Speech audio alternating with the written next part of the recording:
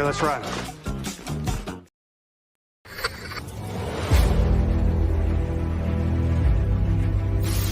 Your mission, should you choose to accept it. It's a quest. It's a quest for fun. Well, The Rock says, why don't we just cut right to the chase? Okay, now he wants to get together. Well, he wants to talk. I want you to do me a favor. I want you to tell all your friends about me. It's showtime, folks! What are you?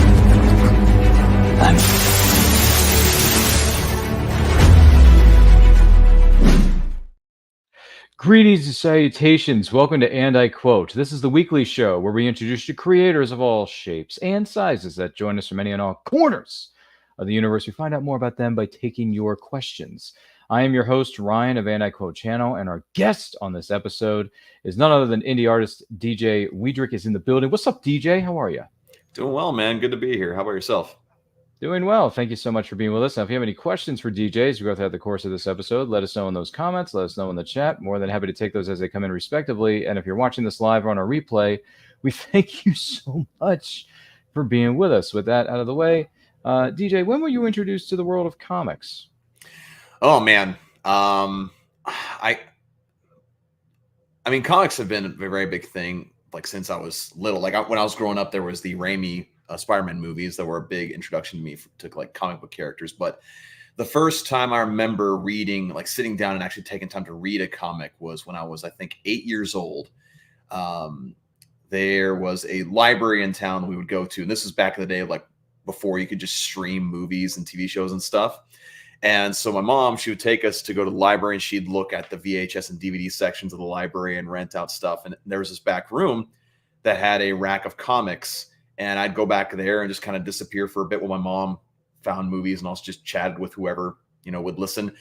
And the first comic that I remember like really being invested in was, I believe it was Superman Batman #7 by Jeff Loeb and Michael Turner. And I actually have like several versions of that comic in my collection in a box somewhere. But yeah, Michael Turner's art with Batman, Superman, Supergirl. That was the issue that she comes down to Earth in that comic run. And from there it was like I was very much invested in these characters for pretty much the rest of my life since then. But yeah, that's when I first really got truly introduced to it and got kind of hooked to comics. Dude, rock on, man. What better than the world's finest and the Kryptonian's own cousin, right? So, I mean, and also just Jeff Loeb, Michael Turner. I mean, you can't get much better than that. There's no argument there. Outside of those names you just mentioned, what are some of your other favorite comic book writers or artists, past or present? Oh my gosh. Okay, so I'm an artist, so I tend to lean more towards like picking up books for the artists rather than the writers. But there's several writers that I still do love. Like with the writers, for instance, Scott Snyder, love him. Alan Moore, Mark Waid, who I've met a couple times. Jeff Loeb, Sean Murphy, who also does double time with art and writing for a lot of his books. But as far as artists is concerned, that's a whole longer of a list. You got Greg Capullo, Jim Lee, John Romita Jr., again, Michael Turner, Sean Gordon Murphy again. Then you got inkers like Scott Williams, then colorists like Alex Sinclair, Jonathan Glapian. There's several artists that I know I'm forgetting to mention right now, but just that's kind of a short list of artists that I pick up on a daily basis or like a weekly basis. Like Jason Fablock is also another one. Gary Frank, Brad Anderson. And I'm the type of guy who, when I go and look for comics to read, I tend to look at who the artist is of the book first, because again, I'm a very visual guy. And if you can reel me in with great art and great visuals, then you've got me hooked. I mean, the story could be lackluster, but as long as the art is good, then, you've got me hooked. Oh, Frank Miller. Can't forget Frank Miller too. But yeah, a lot of guys that really inspire me. And then I just love reading their work. I mean, heck, I got Superman Unchained, illustrated by Jim Lee and written by Scott Snyder on the docket to read here this next week. So just, yeah, those are some of the few that I just really love and read. Oh, you're in for a treat with Superman Unchained. I have the hardcover edition of that. That was a good story. Same. I read it. Yeah, I read it all the time. It's a great book. It's honestly so underrated. People don't talk about it enough, honestly. But yeah, I've read it probably 7 or 8 times now, and I'm still going to read it again just because it's just that good. Absolutely good, sir. Now, you mentioned Sam Raimi's Spider-Man a moment ago, but what are some of your other favorite comic book-based movies or TV series? Ooh, movies. We were talking before the show went live. Man of Steel, love that movie. The Amazing Spider-Man movies are ones that I absolutely love and will defend with my life. The Ultimate Edition of Batman v Superman, Zack Snyder's Justice League, Batman Begins. Let's see, the first Iron Man, Captain America: First Avenger. I try to cover my bases with a lot of like the wide range of superhero content, and also the Spawn animated series. Big Spawn fan, duh. But yeah, those are just a couple that I just absolutely love. And then of course you got the classics like Batman '89, Superman '78, Batman Forever. I'm kind of an anomaly with a lot of Batman fans. I kind of hold Batman Forever in higher regard than Batman Returns, which I have a good friend who is a really big Batman fan. Whenever I mention that, he just kind of rolls his eyes and just like, it's like, you know what, sue me. I like Batman Forever more than Batman Returns. So what are you going to do? Well, the good news is Batman Forever is a bit underrated. And also it turns 30 next year, which we're going to be doing a movie watch-along right here on this very channel that you're watching now. So nice. Maybe we'll have DJ on for that one. That'll be a good panel with him on there. Hey, I enjoy that movie, so I'd be down. Yeah, we should talk about that. We'll keep you in mind for next year and the season of 2025, respectively. But really good names, really good titles. You like a little bit of the lighthearted fare, but you're also really in the dark and gritty. So my question is, what are your thoughts on the trailer that dropped somewhat recently with Captain America: Brave New World? Because that looks like they're going back to the Winter Soldier roots, which is great. Yeah, which whenever Marvel does more serious, that's what I prefer. Because I do like a wide range of comic material. When it comes to adaptations, the more serious, more psychological stuff tends to appeal to me more, just because I feel like those movies age a little better. But yeah, the fact that they're kind of going more towards the Winter Soldier vibe definitely has my interest peaked.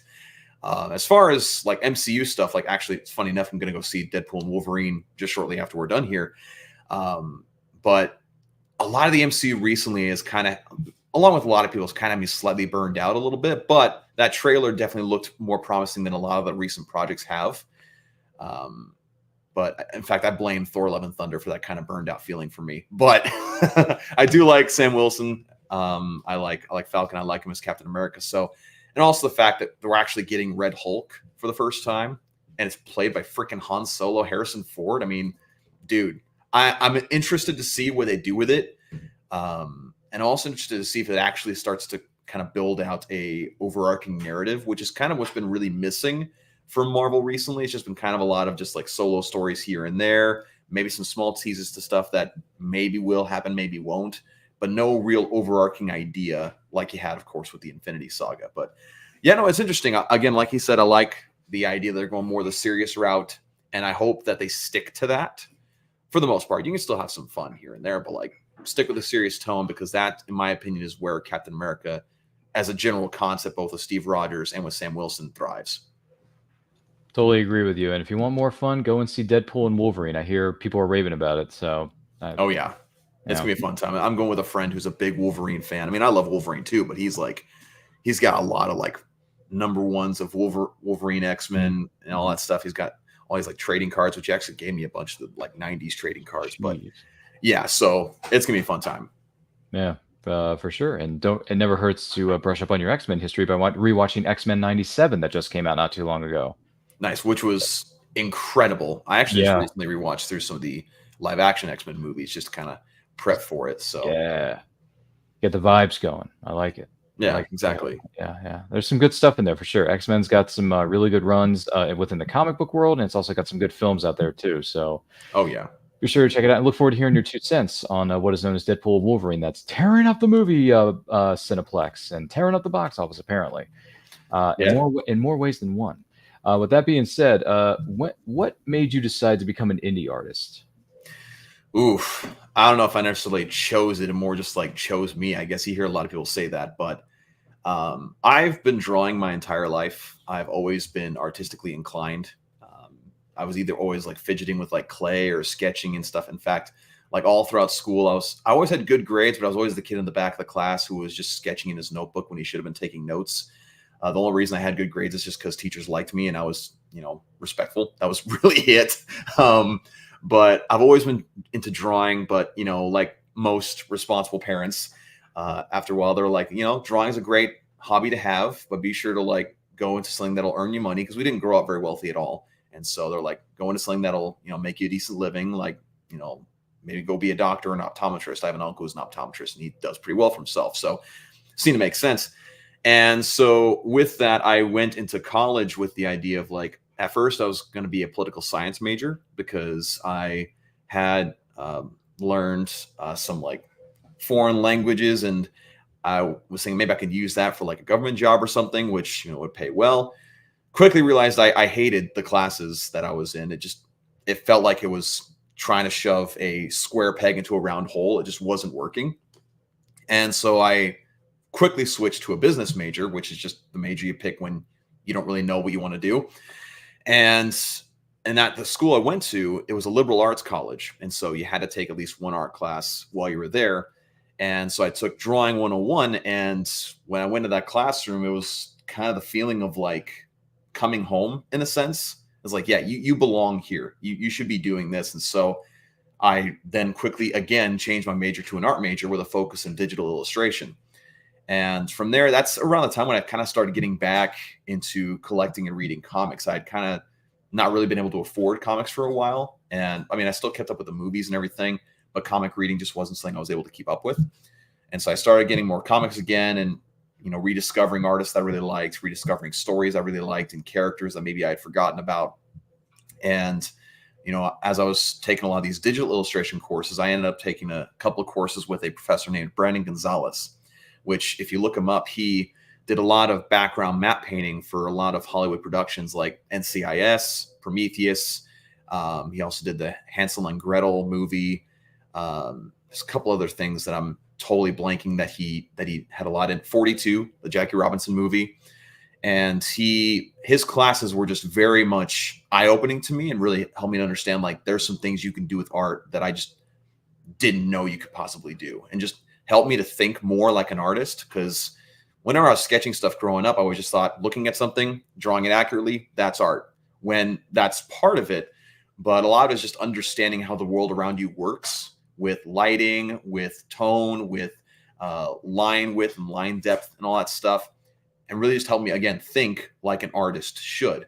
And so now when I'm like drawing a scene or a panel, I'm kind of thinking, well, how would this surface react to the light from here? What would be the texture of this wall? What would be the texture of that wall? How would the glass reflect? Like, you're just thinking about these different things instead of just saying, hey, let's find something that I can copy down as accurately as possible. And I just did a really good job of opening my mind as an artist. And so from then on, I was like, yeah, I want to illustrate comics. I want to do this.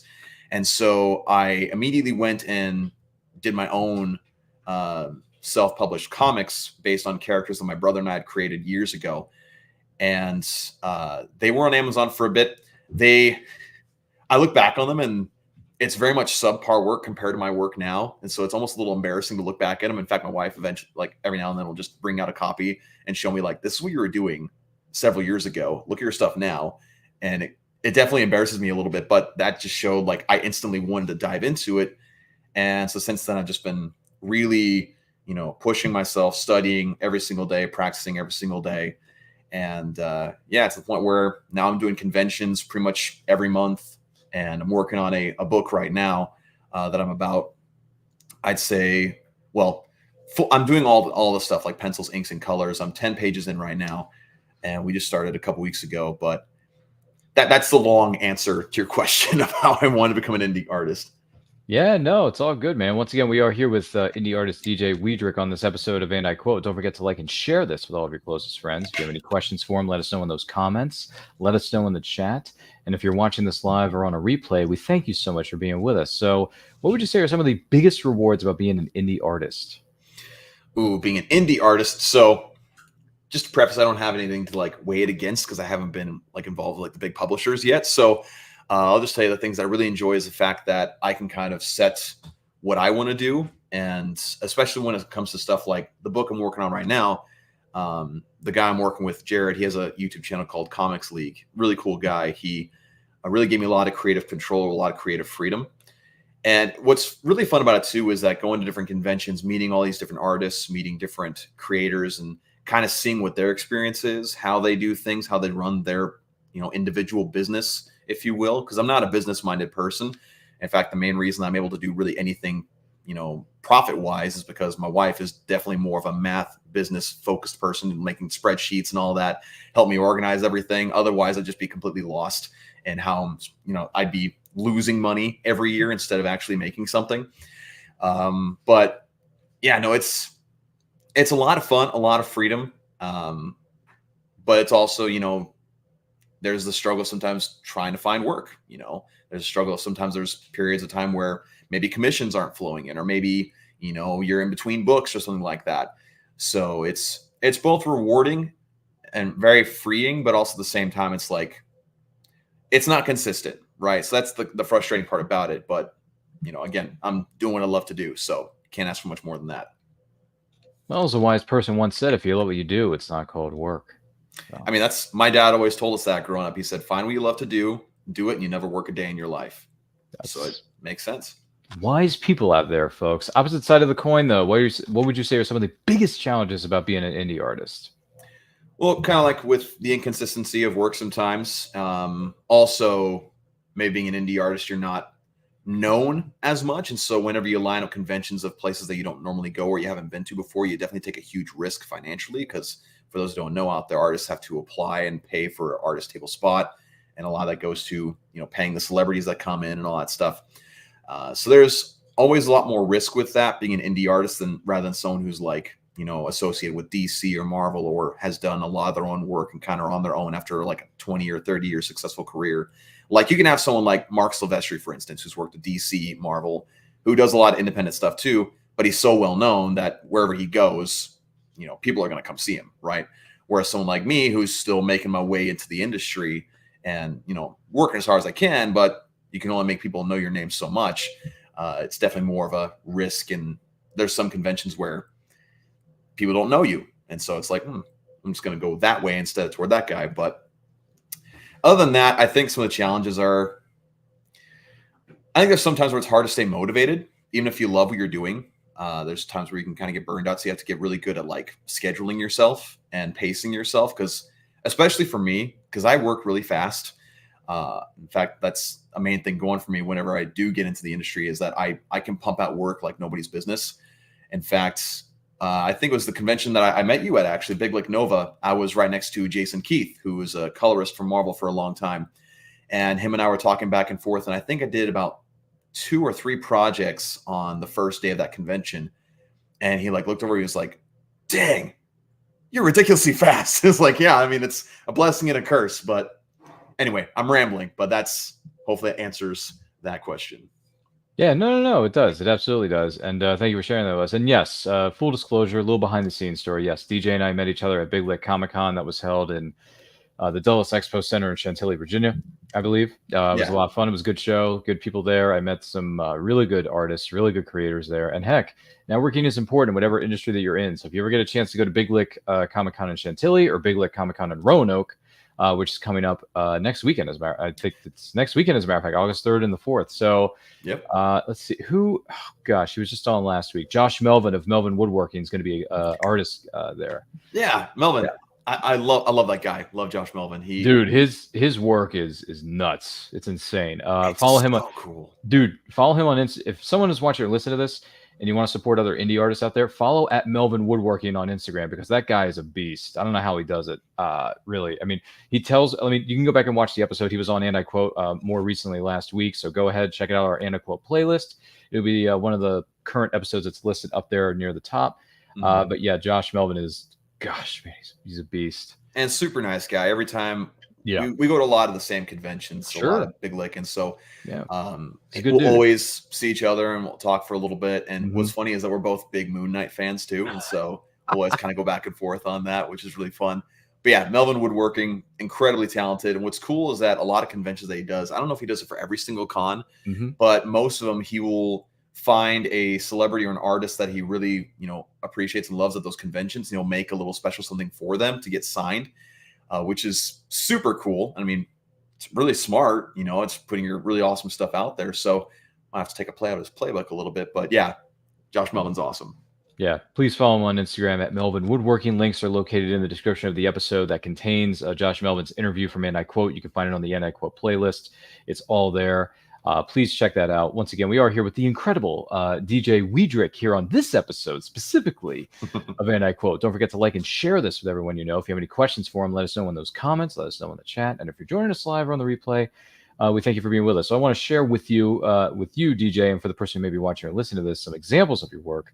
This bad boy here, as they once say, dead or alive, you are coming with me. So what was it like putting that together? Well, that was fun. I actually have it right here. I can pull it up for you too. Oh, there you go. But what's cool about this is that I have a TikTok page, and so I get a lot of requests every now and then. And I had a follower who really wanted me to do a RoboCop piece. And what's fun is that I try to do a lot of both traditional and digital. And sometimes that can be a challenge because especially if you're used to doing digital. So there he is right there. Good old portfolio book. There we go. You can see Very nice. Yeah. So I try to incorporate a lot of traditional work into my routine just to kind of be sharp in both skill sets. But again, it was a request. And also just like with this one, I really wanted to be messy because I have a very strong tendency to really want to keep my artwork clean. I'm very OCD in that way. It's where I want things to kind of be in their place, clean lines. But sometimes you just gotta kind of have to mess with it, really get messy with it with a black, ink splotching background, flicking a lot of white paint onto it. Like you see, you may be able to see the base here, a lot of just acrylic white paint just splattered on there, just to give it some nice rough texture. And just really forcing me out of my comfort zone, which is something that every artist should try to do at some point, is just really force yourself to do things that kind of make you wince inside, for lack of a better term, just to make it to where you can grow, get more comfortable doing things that maybe you're not necessarily comfortable with. But yeah, that was definitely one of those pieces where it just felt like it was one I was like, I'm going to experiment with this one, have a lot of fun with it. And it was kind of cool because I had a convention in Michigan a couple weeks ago, and it was near Detroit. And so there's a lot of people who were like, oh my gosh, they need to put a statue of this guy up in Detroit. I don't know if I know they petitioned it for Detroit to have like a statue there, kind of like how Philadelphia has a Rocky statue. That's right. Yeah. I don't know if they quite have gotten it done yet, but that was kind of cool. Like showing people that are like there. That would be fun if that actually happened. Right. For sure. And then we have another example, a few more examples of your work here. By the way, Diggs BTW1 says, hey, what's up from Twitter to Twitch. And then Nerd Cosa Nostra says, hey, what up? It's my good buddy Sean. What's up, man? He says, what up? Hope all is well. I know he's doing well after the Joker 2 trailer came out. He's a big fan of the first film. And I'm excited for the movie to come out because I know he's going to have a lot to say, whether it be positive or negative, because he's just such a fan. Yeah. Love Sean. Much love, man. There you go. Another example of your work here, if we don't mind. This one right here. Goodness gracious. What exactly are we seeing here? The Tick versus who? So this is an original character of mine called Vine Lord, which he was featured in one of those comics that I mentioned before that I self-published, and I'm going to have to revisit at some point and redo just because it was not necessarily it wasn't to the work I am doing now. But this is a fun piece because this is actually something that I did for this year's Baltimore Comic-Con yearbook, which every year which is funny. I did Baltimore last year. I didn't know about the yearbook. And then I got there and people were like, oh, is your artwork in the yearbook that you can sign? I'm just like, no, what is that? But every year they do a yearbook and they have a theme. This year's theme was the Tick. And so the Tick is you're allowed to basically make it to where you can either draw the Tick in any kind of pose you want, or have them fighting an original character of yours, or just kind of have fun with the Tick character. And so that was the piece that I did. I drew it all traditionally with colored pencil, then regular pencil, ink, a little bit of white acrylic paint, and white out on the legs to kind of give it that wood bark texture, which is really fun because the Vine Lord character, it's almost kind of like the Mother Nature version of the Green Lantern Corps, if I can explain it in that way. And he's got a lot of very nature-based abilities, like his armor is made of petrified wood that he can extend into like a gauntleted blade. His cloak is made out of like mossy leaves, and he can also like dissipate himself into leaves and fly on the wind, basically. So kind of more alternate idea of how flight works. But yeah, so that's the piece that I did for this year's Baltimore Comic-Con yearbook. So I will have that original piece with me come September 20th through the 22nd in Baltimore. It's going to be a fun time. It'll be my second time doing Baltimore. But yeah, that was a really, really fun piece to do. Dude, that's really good work. It's excellent, really. It's very unique, I would venture to say. I grew up watching the animated series on Fox Kids back in the day, a little bit of the Tick here and there. Didn't really get really into it. I just watched a few episodes because it was on the lineup at the time, and I'm a huge Fox Kids fan, so I was flipping through different programmings at that time. So it's a very interesting vibe for sure. Yeah, it's an acquired taste for sure. The Tick just doesn't. I mean, for me, the Tick doesn't do it for me, but it does have its fan base. I'm not going to dishonor that. So. Hey, if you're a Tick fan, rock on. Whether it's the animated version, the Patrick Warburton, aka David Puddy version from Seinfeld. I mean, there's a million versions of the Tick out there. And here's another one for you. Goodness gracious, you're a massive Spawn fan. So what was it like putting this together? Oh, this is fun. So this is from a series of pieces that I do. So every morning to kind of warm up, I get in my sketchbook and I do 4 pages, whether it be gesture drawings or working on specific poses, working on anatomy or different textures. I do a lot of also hand drawings just to be better at drawing hands. And so I'll finish each session with a full character, just regular static pose piece. And so this one was from, I want to say 2 months ago now. I was in the early parts when I first got this new sketchbook. But yeah, I love drawing Spawn. He's one of the funnest characters in the world to draw, in my personal opinion. I mean, along with Batman, it's a character my wife tells me that I draw too much, which I just tell her there's no such thing. But yeah, no, I love every chance that I get to draw it. In fact, I don't know if you have this queued up, but speaking of Spawn, I have a fun little thing that's in the works right now. Well, not in the works. It's actually happening, where I did another Spawn related piece. In fact, I'll have to find it. It was an homage to Frank Miller, his work for The Dark Knight Returns. Very nice. Where I had him posing on the line like this. Ooh. And I loved how that turned out so much. And so what I did is I reached out to Spawn colorist Dan Kemp. Yes. Who did a lot of coloring for Greg Capullo's run of Spawn in the issues 80s through the 100s, something like that. I can't remember the exact issues that he did, but him and Dave Kemp both worked on colors for those. And so I reached out to him. And the reason I did this is because I have a friend, Matt Slay, who did artwork for the Ninja Turtles in the early 2000s. And he always tells me, have the audacity to ask, have the audacity to reach out to people, talk to them. And so I was thinking it'd be really cool if I got Dan Kemp, a Spawn colorist, to color this. And so I reached out and he was gracious enough to do it. And I actually have several printed copies ready for the convention next weekend over here on the table. Booyah.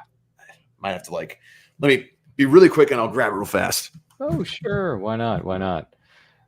Goodness gracious, we've got some incredible works of art here being shown on this episode, man. I should have just had this ready from the get-go to have ready to show to you. Hey, things happen. Things happen.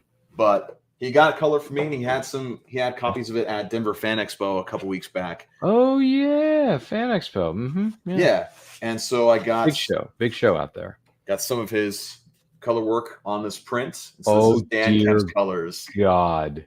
Right? Can you just shut up and take my money, please? I want one. Hey, just let me know, man. Let me know. I got 10 here that I got for the show. But yeah, if anyone out there wants one, just let me know. But yeah, that's awesome. And we're actually working on another piece together coming up pretty soon. We're wanting to do a Neil Adams Batman homage because I think we're coming up on the anniversary of Neil Adams' unfortunate passing.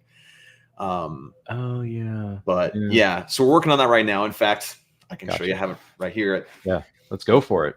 The pencils for that. Go big or go home, man. Let's go. Exactly. So I did the pencils for this traditionally. Oh, I see it. Yeah, there it is. And then I did the inks digitally, and Dan is probably coloring it as we speak. Oh, that's great. I like that. Yeah. Super fun. I like that look. Yeah, that's the blue, that's the blue and black type version, right? Yeah. It's the very classic, blue, gray, yellow logo and everything. Yeah. Very exciting. I look forward to seeing that when it's finished. Oh, me too. Please do. Yeah, send it over to me.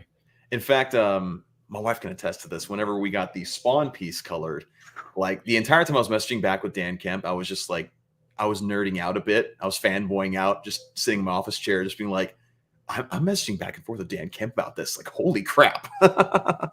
So yeah, he's been very gracious in working with me on those, and hopefully plenty more collaborations to come. He's incredible. If people for some reason don't know who he is, look him up on Instagram or Facebook. Both Dan and Dave Kemp, just incredible people, incredible artists, incredible colorists, and I can't say enough about them.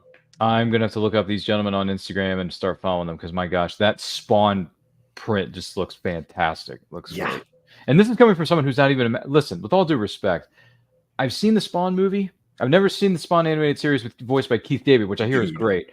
And I haven't read any Spawn comic books because, like I said, Spawn really isn't necessarily my cup of tea. But then again, I never really gave it the full because all I know from it is Michael Jai White's movie that no one likes to talk about, even though it has its own cult following. It does. With all due respect, it does. It does have a cult following. There's some fans of it out there. And listen, the movie's corny and cheesy as all get out because that's what the 90s were towards the end of it.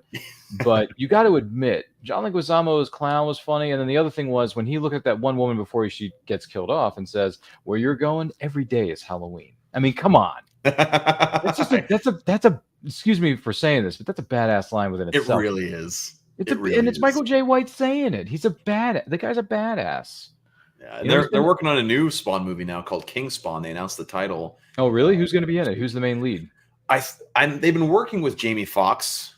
Yeah, he's been rumored to be playing the new Spawn for a long time, though. Yeah, I don't know if it's actually going to work. Because I know he had a lot of health issues recently, but yeah, we'll have to see. I don't know if he's going to be able to pull that off, but we'll see. I mean, Jamie Foxx is a capable actor. I'm just saying that I don't know if he's the right person to play Spawn. But then again, Jamie Foxx has surprised us numerous times. He's got range. He's got serious range. So I mean, he has every talent in the world. He could definitely pull it off. By the way, once again, this is and I quote, even though we're going off a lot of tangents here, and I quote with DJ Wiedrich on this episode, do not forget to like and share this. And if you have any questions for him, let us know in those comments. Let us know in the chat. And if you're watching this live or on the replay, we thank you specifically for being with us. Now, Nerd Cosa Nostra has some questions here. He says, which artists have inspired your style and how do you keep your skill set growing? Oh, man, I love that question. Again, Sean always has fantastic questions. He joins our podcast we have almost every week, and great guy. But as far as artists that inspire my style, I'd say the biggest influence on my actual drawing style more recently has been David Finch. David Finch, for those who are like striving artists out there, you'll know that he has a lot of tutorials online, a lot of great tutorials on like anatomy, structure, perspective, rendering. And like, honestly, at this point, I watch his videos kind of like how I would take a college course. I just digest it every single day and like go through the different practices that he has. And he definitely influences how I draw muscle structure, how I render. And I think he's been very influential to me. I tried for a while to incorporate a lot of Greg Capullo's work or style into my work, but I love his art style, but it just doesn't necessarily flow with me, which is kind of sad because like you want to be able to draw like your heroes, right? But there's some time where you kind of have to realize that's not necessarily the style that's natural to you. Whereas David Finch kind of more aligns with what I naturally want to do and I'm more naturally prone to do. So David Finch, definitely. Jim Lee a little bit.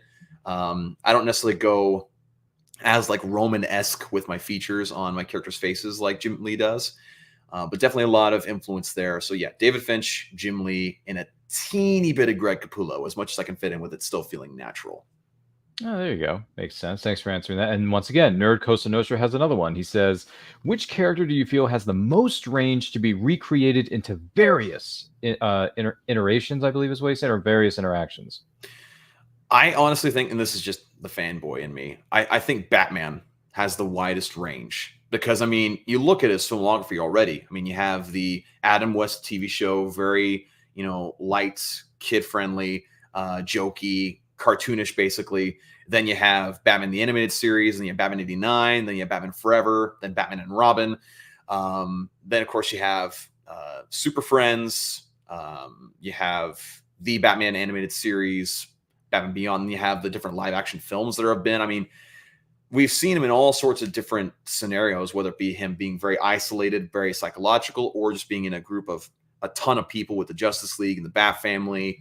A lot of different interactions where some are more serious.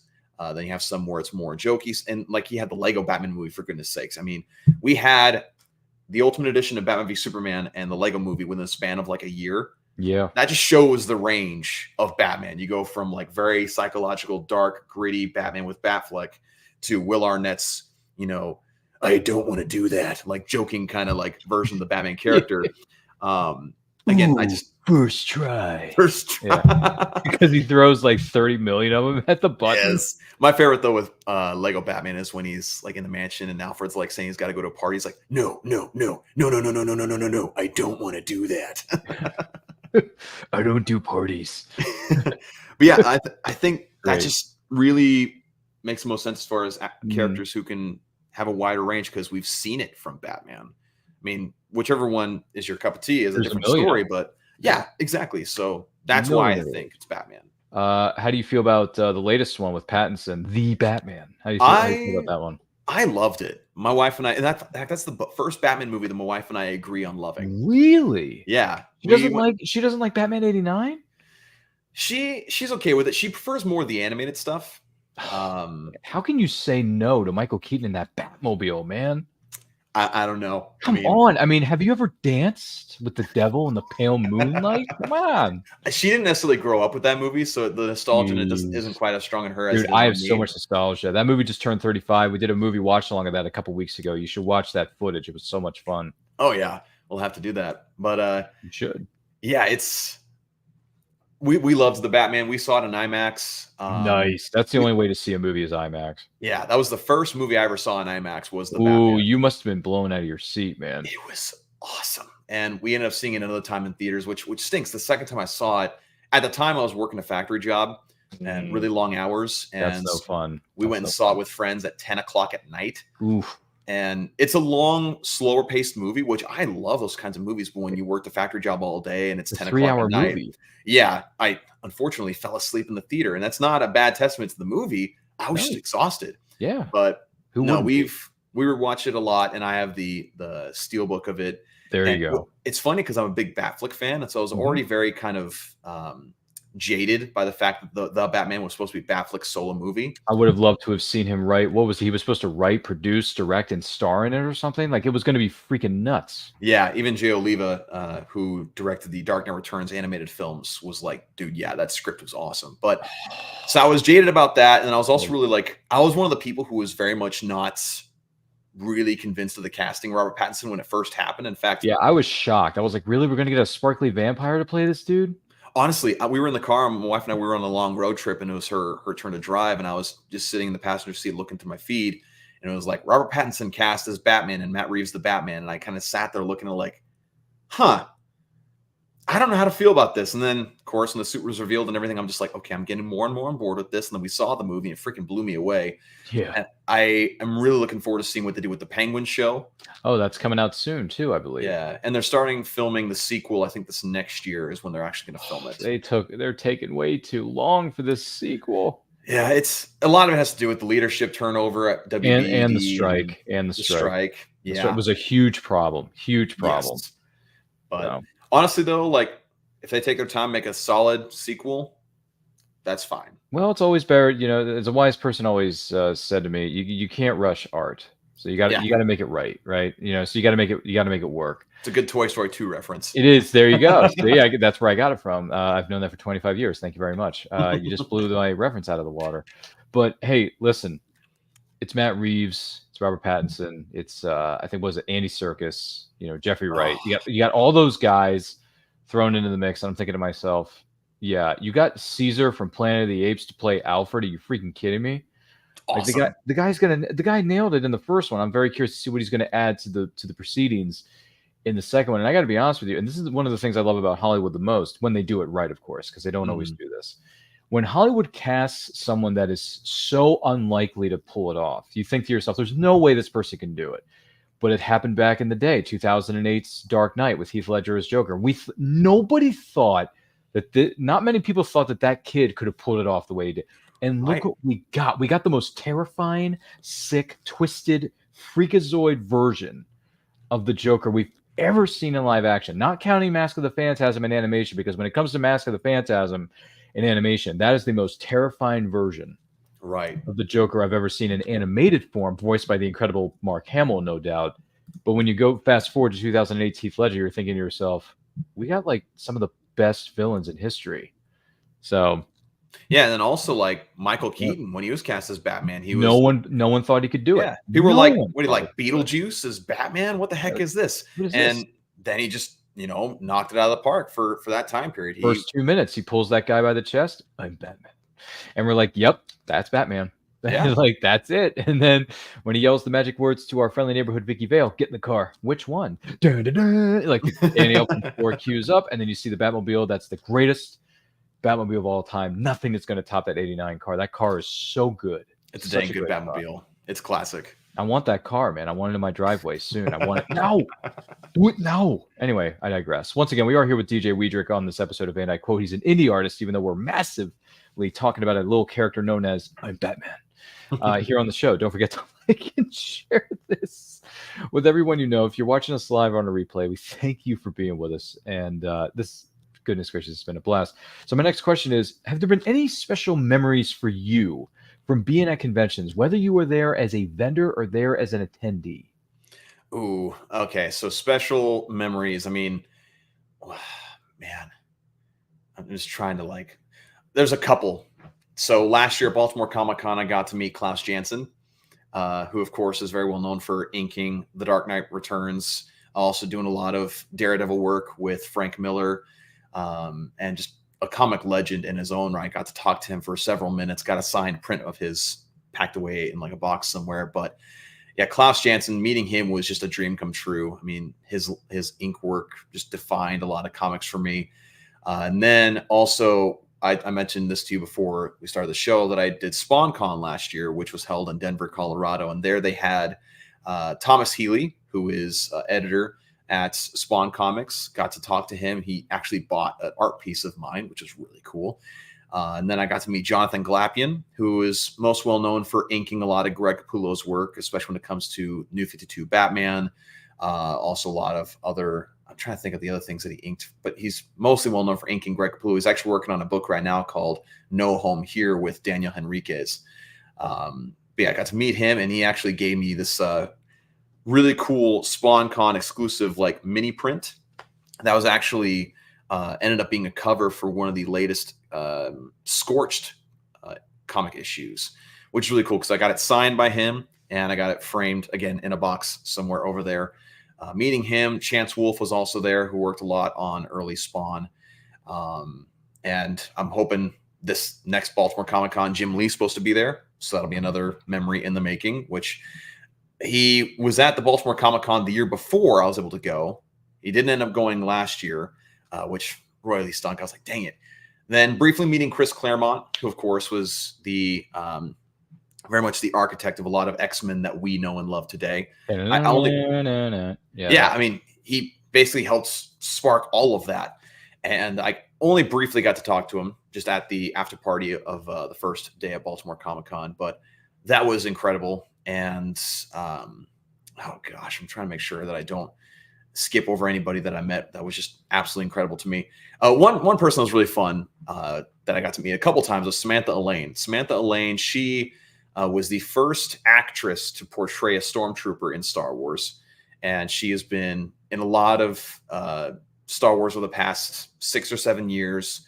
I think she was either in all of or 2 of the 3 sequel trilogy movies. She was in Andor. She was in, I think, The Mandalorian. And I've seen her at a couple different conventions, an absolute sweetheart. She signed a couple of photographs for me of different scenes in Star Wars. And we also got to hang out with her quite a bit at Baltimore Comic-Con last year. Yeah, just a lot. And John Beatty recently, again, at Big Lick Nova. He was also at the Michigan convention that I was at. Got to see him again, say hey, I get to go up to John Beatty and say, hey, good to see you again, right? And them actually recognize you, oh, hey, I remember you. Oh, I'm important enough to remember, But yeah, cons are really special, especially when you get to table at them and do the different after event parties and stuff, and do the drink and draw events. And those are just the ones that on the top of my head that I can think of. Dude, that's really cool. You got to be the first female stormtrooper in the history of the Star Wars saga. You have to send me her Instagram profile there. Is she on Instagram by any chance or no? She is. Yeah, she is. All right. Gonna have to look that up. You're gonna have to send me some links here in the behind the scenes area, the DMs. Slide into those DMs there. By the way, Yeah, Nerd Costa Nostra has another question. He just keeps firing them away. Elevator question. You are in an elevator with your favorite artist of all time, and you have nothing but 30 seconds. What question do you ask that person? Oh my gosh. Okay. So obviously the favorite artist would be Greg Capullo. He's my number one guy. I collect everything of his that I can. If I had 30 seconds to ask him a question, oh shoot, can't even think of a question in 30 seconds. There'd be so many. But my main question would be, I'd hopefully have my portfolio with me, show him a couple pieces, and ask him, where can I improve? Because that's the big question you always got to ask. Where can I improve? What can I do to be a better artist based on what you see in my work here? And because, again, getting that professional feedback is amazing. Like, for instance, last year, little humble brag, I got to have a portfolio review with Todd McFarlane, not in person, unfortunately, but over Discord. You got to look at my work and talk to me a little bit. And he gave me some specific advice on like anatomy, line work. And then what's funny is that a couple months later, I did Baltimore Comic-Con, and a editor for DC Comics, her name's Brittany, I forget her last name, which I feel bad, but she was doing reviews there too. And I was the first one in line. And when she reviewed my work, she gave me the exact same advice that Todd McFarlane gave me, almost verbatim.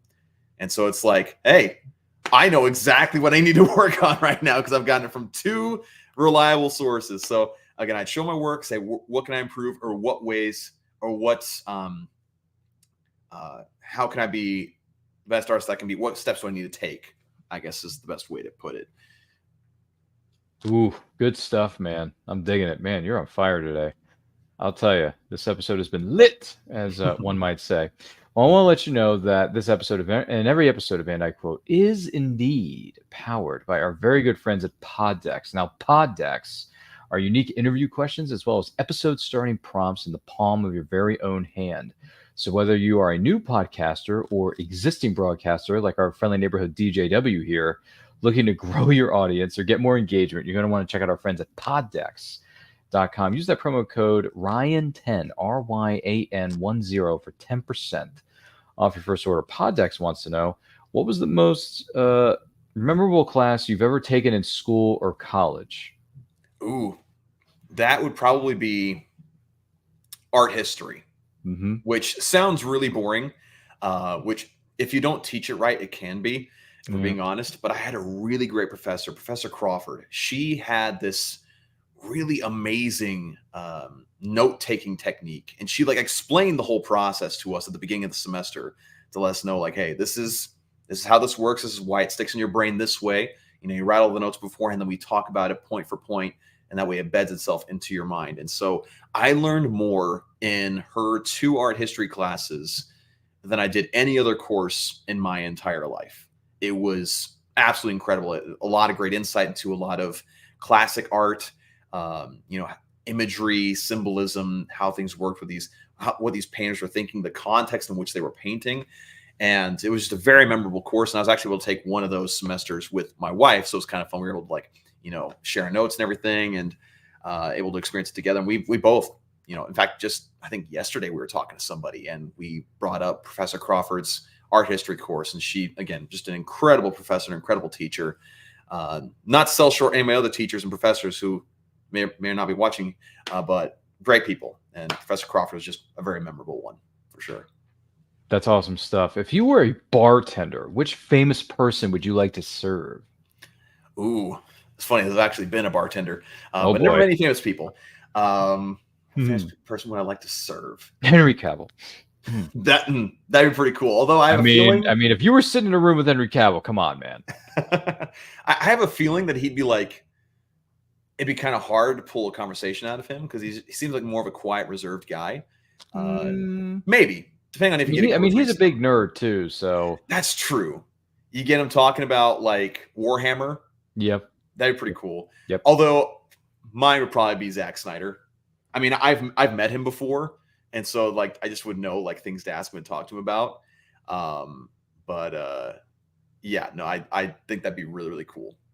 All right, I gotcha.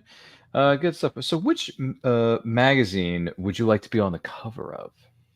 Ooh, it doesn't exist anymore, but Wizard Magazine. I mean, that'd be sick if they revived that, just have me on the cover and then they're done. That'd be pretty cool. For years, it would have been Sports Illustrated, just because I was really into sports as a kid. My dad was a coach. There was a while where I really wanted to play either college or football or basketball, but that just wasn't in the cards for me. But man, I'm trying to think. Is there any like comic-based magazines now that like? I know there's DC Direct. They have their own little magazine they do. Yep. Which they don't really have people on the cover of that. They just have like artwork announcing different books. Yeah. We'll just say it's an alternate universe where Wizard Comics is still a thing. So Okay. It's cool, man. We can leave it at that. What's the most annoying bill you have to pay? All of them? No. Does anyone like paying bills? No. No. Does taxes count? I feel like taxes should count. All right. Yeah, taxes. No. Property or property value tax or anything like that? Property tax? No. Okay. It's fair enough, man. No one likes paying bills. We all got to do adulting sometime. Yeah. Which is very unfortunate. I wish we could all just stay 25 and be friends with everyone and not have to worry about something called money. You know, if we lived in a perfect world like they do in Star Trek, you know, where money is no object, they just build stuff because they want to build it, and they go into outer space because they want to, not because they're being paid to do it. The world will be a much better place. Yes. In the 25th century, or 26th century, whatever century that Star Trek takes place in. You know what I'm talking about. Yeah. Specifically TNG with Picard and Riker and all those guys, the men and women of the USS Enterprise. Yeah. Make it so. If you could bankrupt one person or even a company, who would it be? If I could bankrupt them? Man, this is malicious. I mean, if you want to bankrupt Wayne Enterprises, go right ahead. No, I'm kidding. I mean, Yeah, you can stick to a fictional company if you don't want to get in the real world. If I could bankrupt. Oh, man. See, this is hard because like I don't want to be malicious to anybody, but you can always say, "Hey, I'm a nice dude. I don't believe in negativity." yeah, Move on. I'm gonna have to go Pass. with that answer because there's no one that I hate that much. I try not to hate people, but there's no one that I hate to that level that I want to see them bankrupt. You know. All right, that's right. Hey, listen, Poddex was just curious, but you don't have to answer the question if you don't feel comfortable answering. It's fine too. You can always say pass and move on to something else.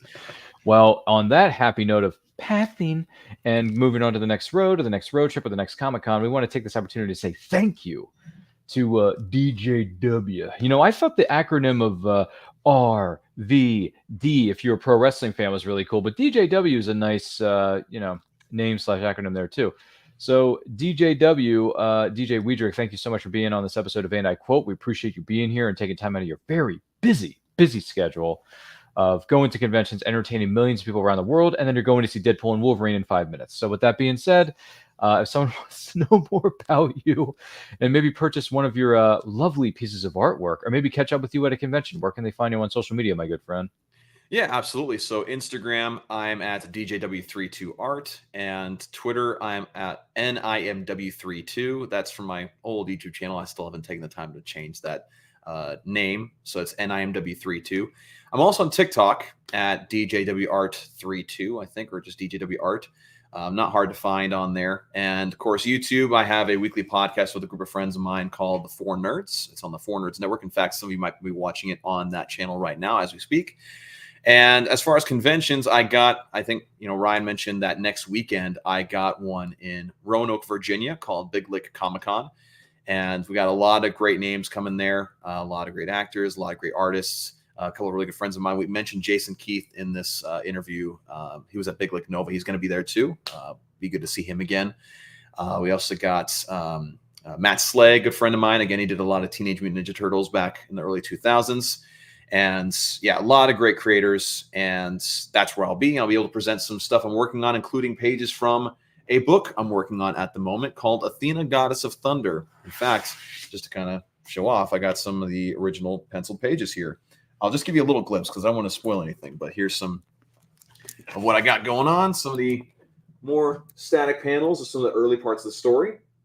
Yeah, you can come and see me and see some of those pages. I'll have hopefully 11 or 12 penciled pages available to look at there.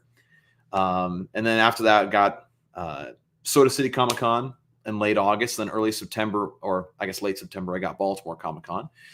Very, very exciting stuff. Very excited for that. And as far as my artwork is concerned, I do have a website. It's djwart.com, and it has the portfolio section as well as prints for sale section. And it has a lot of my work that's for sale. It doesn't have every piece that I've done. There are some prints that I do have that aren't on my website. It's either, I got to like go in and make sure I add them. But I also sell a lot of my original work, which a lot of that just works through just simply going through social media. I also have Facebook. You can find me at DJ Wiedrich or DJW Art on Facebook.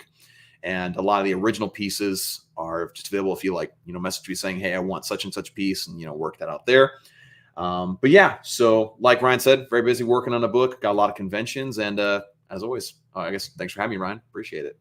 That was a lot of fun having you here, good sir. We're going to be talking to you here again real quick. My name is Ryan of And I Quote Channel. Follow me on Twitter and Instagram at RyanRPM5. Follow us across all forms of social media, I should say, at And I Quote Channel. And I Quote is going to be on Saturdays, 12 p.m. Eastern Time. Movie watch-alongs are going to move to Fridays at 7 p.m. Eastern Time, 3 times a month. And starting next week, the first Friday of every month, we're going to be doing special episodes of this series that we've been putting on hiatus for a long time, but we're bringing it back. The Meaning of Fandom is going to return on Friday, August the 2nd at 7 p.m. Eastern Time. We're going to have a new group of panelists. They're going to be sharing with us what a particular fandom or character means to them and why. DJW, we're going to have to get you on the Meaning of Fandom here in the future, my friend. You got some really good stories to tell. And maybe you have a particular character or fandom that you may want to discuss with us and go crazy on, man. Yeah. So with that being said, thank you all for being here. We are attempting to reach 5,000 subscribers for the end of the year. So help us do that. Once we do, we're going through a great big live stream celebration. It's going to include special guests, returning favorites, and some special giveaways that you, our incredible viewers/subscribers, are going to be eligible to win, but only when we reach 5,000 subscribers. I will inform you that we have reached over 1,100 subscribers this week. So thank you to each and every single one of you for making that happen. We cannot do this without you. This is a family. This is a community. We like to support each other as best we can. Remember, indie supports indie. And one more time, like, comment, share, subscribe, ring that bell to be notified of when our videos go up or they go live. And also remember that life is better when supporting indie creators and small businesses. Take a look. Famous Faces and Funnies in Melbourne, Florida is leading the way in pop culture fun. From comic books and graphic novels to Funko Pops and collector's items, Famous Faces and Funnies has it all. Rick Shea and the professional team at Famous Faces and Funnies are friendly and knowledgeable. Whether you're looking for toys, props, collector treasures, or a new comic book, Famous Faces and Funnies is your one-stop shop. To find Famous Faces and Funnies on Facebook and Twitter, just type at FFF Comics. Good morning. Oh, and in case I don't see you, good afternoon, good evening, and good night.